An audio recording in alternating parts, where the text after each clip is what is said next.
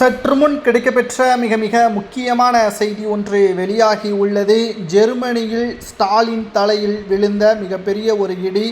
அமைச்சர் பதவியையும் எம்எல்ஏ பதவியையும் துரைமுருகன் ராஜினாமா செய்ய போகிறாரா?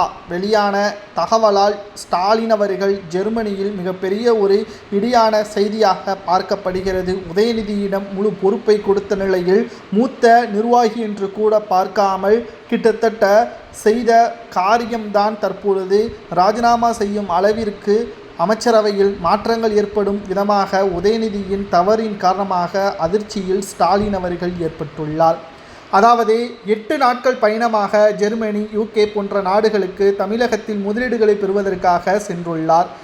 தமிழகத்தில் முழு பொறுப்பையும் ஸ்டாலின் அவர்கள் உதயநிதியிடமே ஒப்படைத்துள்ளார். ஏனென்றால் அவர்தான் துணை முதல்வர்.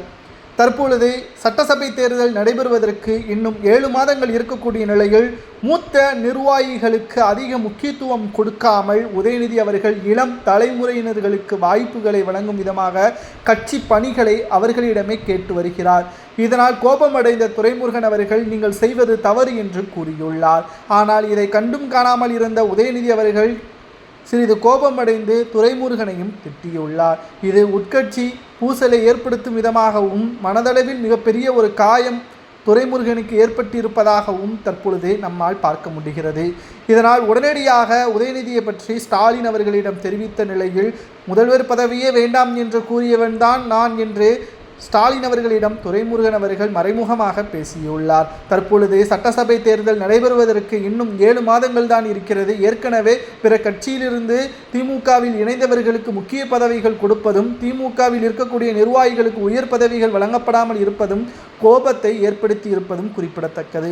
மீண்டும் உதயநிதியும் மூத்த நிர்வாகிகளுக்கும் மூத்த அமைச்சர்களுக்கும் மரியாதை இல்லாமல் பேசுவது மனதளவில் பாதிப்பை ஏற்படுத்துவதாகவும் ஸ்டாலின் அவர்களிடம் தெரிவித்துள்ளார்.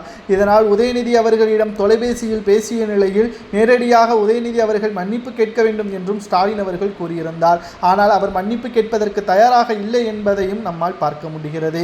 2 நாட்களில் மன்னிப்பு கேட்டால் இந்த பிரச்சனை முடியும், இல்லை என்றால் நிச்சயம் துரைமுருகன் அவர்கள் அமைச்சர் பதவியை கூட ராஜினாமா செய்து விடுவார் என்ற தகவலையும் நம்மால் பார்க்க முடிகிறது. மேலும் 2026 சட்டசபை தேர்தலிலும் கூட எம்எல்ஏ பதவிக்கு மீண்டும் துரைமுருகன் அவர்கள் போட்டியிட மாட்டார். அதாவது காட்பாடி தொகுதியில் துரைமுருகன் மீண்டும் போட்டியிட மாட்டார் என்ற தகவலையும் நம்மால் பார்க்க முடிகிறது. 2026 சட்டசபை தேர்தல் நடைபெறுவதற்கு இன்னும் 7 மாதங்கள் இருக்கக்கூடிய நிலையில் திமுகவில் பல்வேறு மாற்றங்களும் உதயநிதியால் ஏற்படக்கூடிய பிரச்சனைகளும் ஸ்டாலினுக்கு ஜெர்மனிக்கு சென்றும் கூட இடியாய் விழுந்துள்ளது தலையில்.